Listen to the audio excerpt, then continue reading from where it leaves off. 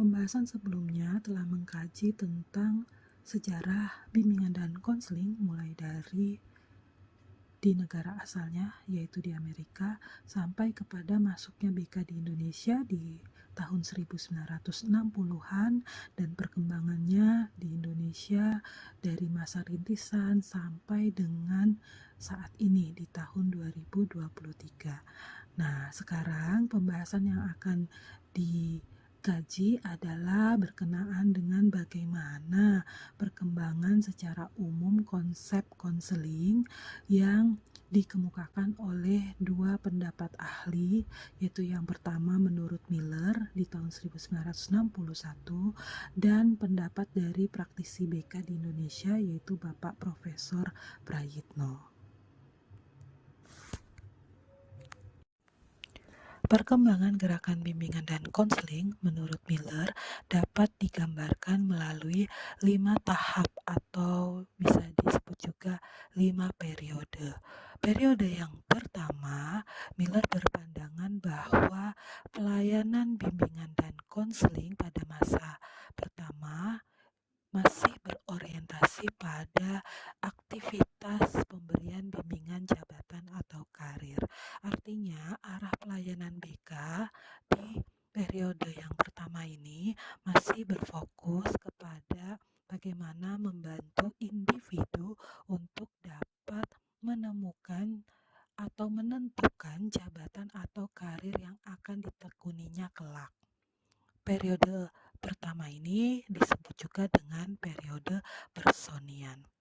Periode personian juga diperkuat dengan kondisi bimbingan dan konseling di awal mulanya keberadaannya di Amerika, yaitu dengan ditandai pelayanan BK yang mengacu kepada pemberian bimbingan jabatan atau karir.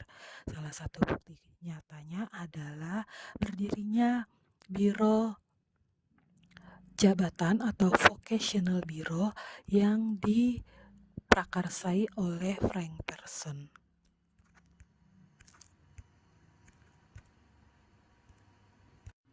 Di tahap kedua atau periode kedua, masih menurut Miller, arah pelayanan BK itu tidak lagi hanya berfokus pada bimbingan jabatan atau karir, tapi juga mulai menekankan pada pelayanan yang dikaitkan dengan pendidikan.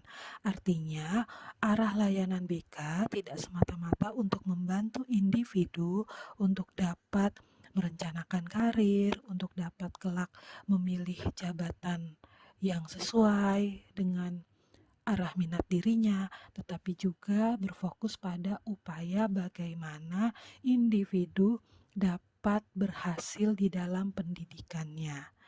Nah, dengan demikian, sasaran layanan BK menjadi meluas tidak hanya untuk masyarakat secara umum yang akan bekerja, tapi juga diperuntukkan bagi masyarakat di sekolah atau dengan kata lain adalah peserta didik.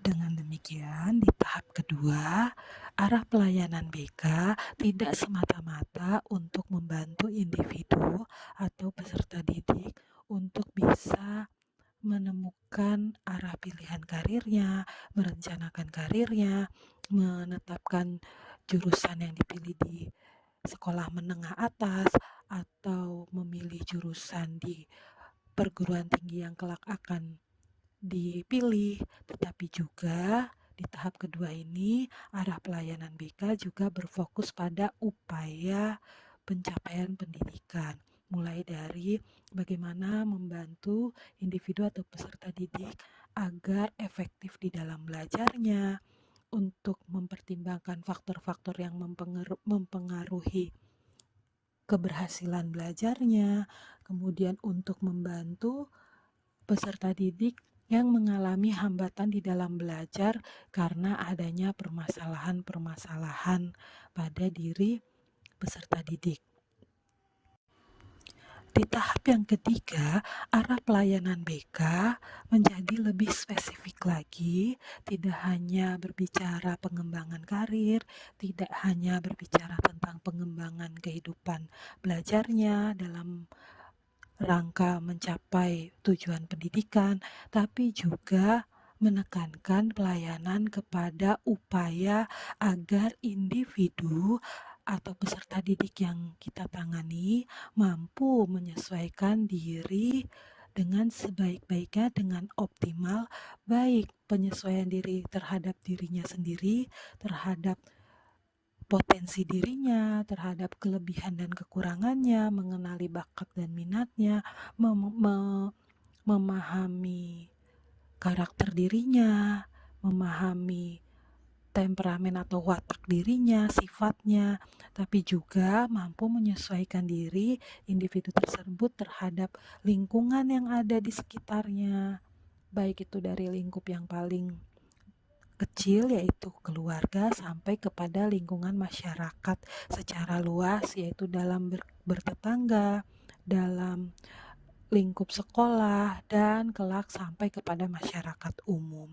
Nah, di fase atau di tahap ketiga ini, istilah konseling juga mulai ada atau muncul di dalam pelaksanaan bimbingan dan konseling, yang dulu masih menggunakan istilah bimbingan dan penyuluhan, atau kalau di Amerika dikenal dengan guidance.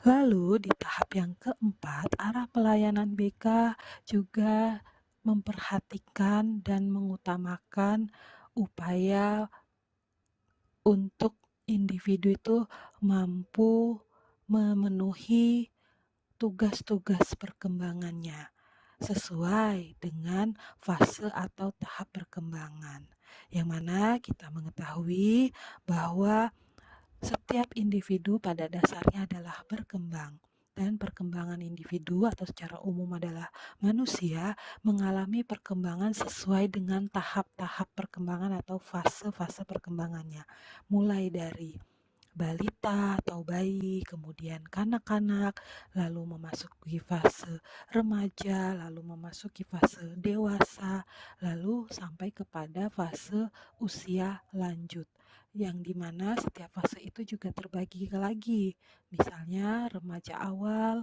remaja akhir, dewasa awal, dan dewasa akhir, yang mana setiap fase-fase tersebut disadari bahwa manusia atau individu perlu memenuhi tugas perkembangan dari setiap fase tersebut.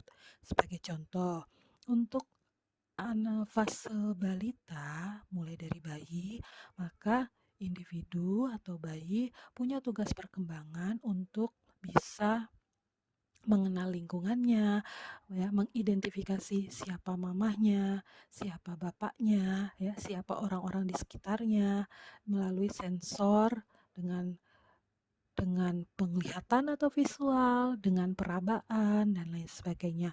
Kemudian tugas perkembangan pada bayi atau balita juga sampai kepada pengembangan kemampuan untuk berbicara, kemampuan untuk berjalan, dan lain sebagainya. Nah, begitu juga dengan fase kanak-kanak, remaja, sampai kepada dewasa, masing-masing punya tahap perkembangan dan tugas perkembangannya. Untuk lebih lanjut mengetahui tentang tahap dan tugas perkembangan individu, bisa mengacu pada pendapat dari Elizabeth Hurlock ataupun melalui klasifikasi oleh Havik Hertz. Nah, itu nanti bisa diketahui apa saja fase perkembangan dan juga tugas-tugas perkembangan setiap individu. Lalu di tahap yang kelima, Miller menyatakan bahwa arah pelayanan BK itu ada kecenderungan untuk kembali ke periode yang pertama, yaitu periode personian yang berfokus kepada upaya pemberian layanan untuk bimbingan jabatan atau karir. Namun demikian, arah pelayanan BK di tahap kelima ini juga ada kecenderungan yang mengacu kepada adanya rekonstruksi atau perubahan secara positif dalam konteks kehidupan sosial maupun personal. Ya, hal ini didasari pada pemikiran bahwa semakin banyak individu atau manusia yang diberikan pelayanan BK, maka pada individu tersebut diharapkan mampu mengembangkan diri dengan optimal sehingga dapat meningkatkan kualitas dirinya dan juga kualitas hidupnya, dan lama-kelamaan akan juga berdampak pada perubahan kehidupan sosial masyarakat secara umum. Nah, itulah pembahasan tentang perkembangan gerakan bimbingan dan konseling menurut Miller. Selanjutnya, tentang perkembangan konsepsi atau istilah bimbingan dan konseling yang dikemukakan oleh Profesor Praitno, di mana beliau mencoba membagi tahap perkembangan konsepsi BK ke dalam 4 tahap yang divisualisasikan ke dalam gambar 1, gambar 2, gambar 3, dan gambar 4. Di tahap yang pertama yang divisualisasikan di dalam gambar 1 menjelaskan bahwa arah pelayanan BK di fase yang pertama ini belum mencakup kepada pelayanan konseling. Hal ini sejalan dengan pertama kali BK masuk di Indonesia itu tidak menggunakan istilah konseling, melainkan menggunakan istilah bimbingan dan penyuluhan. Nah, demikian juga dengan pelayanan BK di negara asalnya, yaitu di Amerika, yang mana pelayanan bimbingan juga belum berorientasi pada kegiatan konseling, tapi baru berfokus kepada pelaksanaan bimbingan jabatan atau bimbingan karir. Nah, sampai kepada BK atau BP, dahulu namanya BP, masuk ke ranah pendidikan, yaitu di fase kedua menurut Miller, pelayanan BK masih berorientasi pada pelayanan bimbingan, belum dikenal adanya konsep konseling. Barulah di tahap yang kedua atau di fase yang kedua, bimbingan penyuluhan berubah nama menjadi bimbingan konseling, ya. Sekiranya di tahun 1995-an yang sudah diwacanakan sejak tahun 1993, khususnya untuk di Indonesia, di mana pada akhirnya dikenal istilah konseling di dalam pelayanan BK, dan konseling menjadi salah satu bagian atau salah satu bentuk pelayanan BK atau salah satu bentuk pelayanan bimbingan.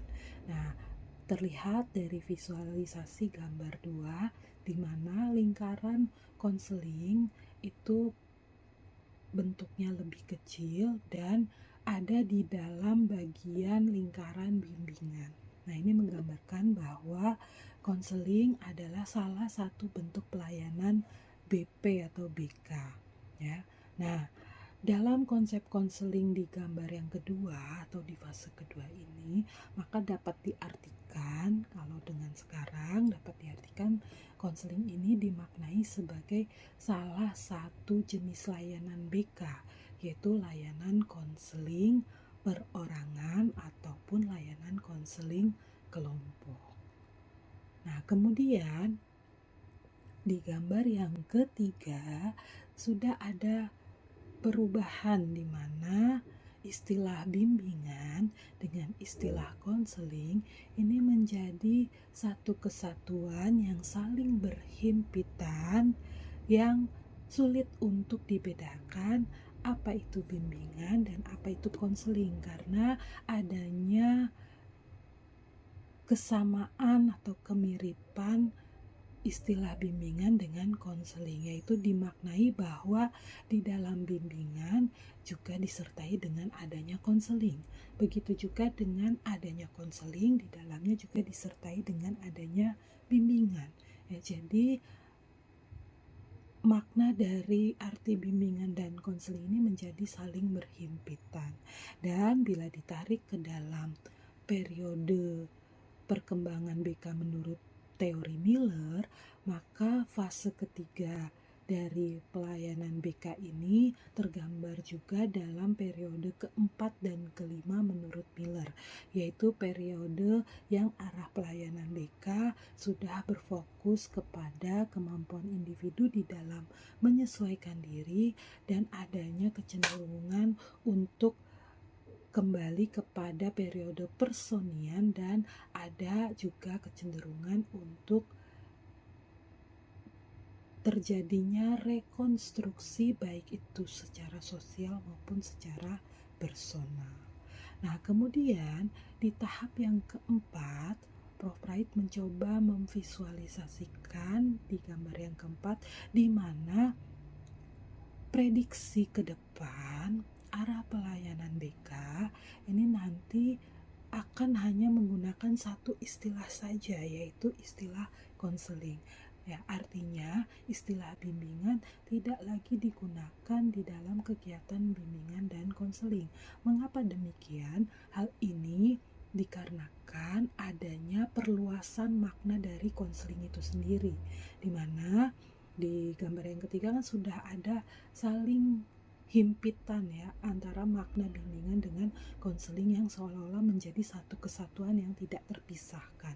Nah, demikian juga di gambar yang keempat, maka karena adanya perluasan makna dari konseling itu sendiri, sehingga istilah bimbingan dinilai tidak perlu lagi dikemukakan ketika berbicara tentang konseling. Jadi dapat dimaknai bahwa di dalam kegiatan konseling itu seluruhnya di dalamnya juga terdapat kegiatan bimbingan. Nah, ini adalah perkembangan yang terakhir dari konsepsi bimbingan dan konseling dari awal adanya bimbingan dan konseling sampai dengan sekarang. Nah, sebagai bukti nyata akan prediksi tentang fase yang keempat menurut Prof. Prahitno ini, khususnya untuk di Unindra sendiri, program studi BK juga sudah mengalami perubahan dan penyempurnaan atau bahkan penyesuaian. Ya, dan itu tergambar di dalam mata kuliah. Sebagai contoh, mata kuliah profesionalisasi BK yang dulu istilahnya profesionalisasi BK ya. Nah, sekarang sudah berganti nama menjadi profesionalisasi konseling. Ya, nah ini juga berarti turut sejalan dengan pemikiran atau konsep dari perkembangan BK di gambar yang keempat ini, bahwa di dalam konseling hakikatnya sudah juga include di dalamnya ada kegiatan bimbingan.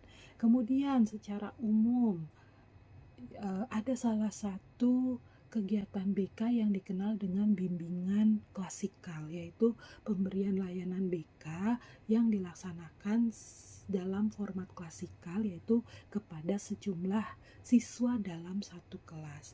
Nah, istilah bimbingan klasikal untuk di Unindra sendiri, di Prodi BK ini sudah berganti nama, tidak lagi menggunakan istilah bimbingan klasikal, tetapi menggunakan istilah konseling format klasikal.